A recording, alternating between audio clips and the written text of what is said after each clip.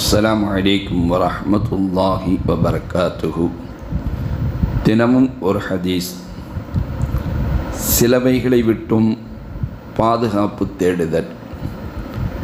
An Zaid இப்னு அர்கம் ரலியல்லாஹு தஆலா அன்ஹு قال أن رسول الله صلى الله عليه وسلم كان يقول اللهم إني أعوذ بك من العلم لا ينفع ومن قلب لا يخشع ومن نفس لا تسمع ومن دعوة لا يستجاب لها.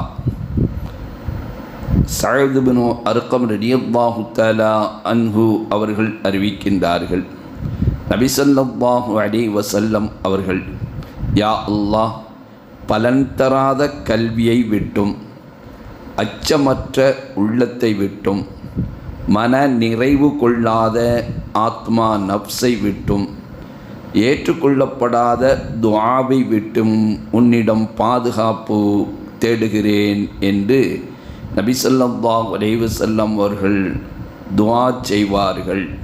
அஸ்ஸலாமு அலைக்கும் வரஹ்மத்துல்லாஹி வபரகாத்துஹு.